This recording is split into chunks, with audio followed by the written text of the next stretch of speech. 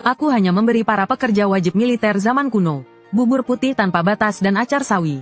Dan setiap hari harus bekerja 8 jam baru boleh istirahat. Bahkan hanya di akhir pekan bisa makan daging braised. Awalnya kukira para pekerja akan segera memberontak. Tapi di hari pertama mereka sudah tidak tenang. Apakah ini makanan terakhir kita? Pada hari ketiga para pekerja jatuh dalam kepanikan. Jangan-jangan Tuan ingin membiarkan kami mati. Sampai hari ketujuh, semua pekerja datang menghadapku. Tuanku, siapa yang ingin Anda bunuh? Kami akan membantumu membunuh siapapun yang kau inginkan. Nyawa kami sepenuhnya milikmu. Setelah berlangsung selama sebulan, para pekerja entah kenapa menyelimutiku dengan sebuah jubah kuning bermotif naga. Aku memandangi jubah naga di tanganku sambil berpikir. Aku selalu setia sepenuh hati pada negara ini. Sama sekali tak punya niat lain. Tepat 2,5 tahun lalu, aku berpindah ke masa lalu menjadi bupati perbatasan. Dan entah kenapa terbangun sistem logistik terkuat. Awalnya kukira dengan sistem ini, aku akan cepat mencapai puncak kehidupan.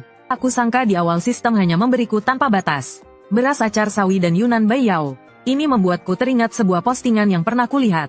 Jika pekerja wajib militer zaman kuno hanya diberi bubur dan acar, apakah mereka akan memberontak? Sebagian besar netizen menjawab tidak. Bahkan ada netizen usil yang menjawab, asal bubur dan acar mengenyangkan.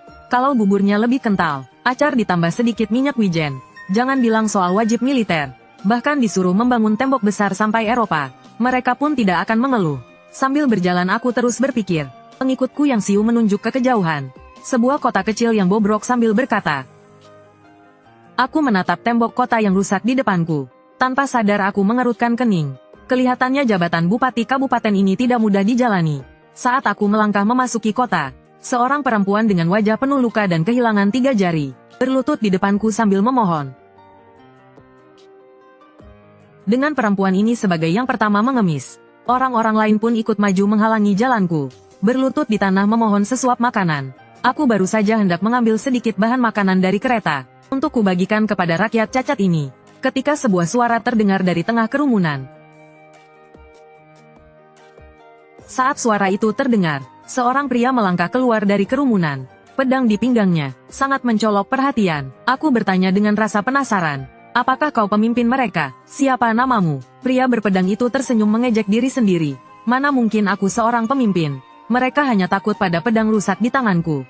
Jika Tuan berkenan, mohon sedekahkan sedikit bahan makanan untuk kami para cacat ini. Aku meraih ke dalam kereta di belakangku, lalu mengeluarkan 2 karung beras, dan berjalan mendekati pria berpedang itu.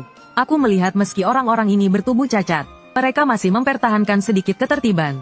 Kurasa ini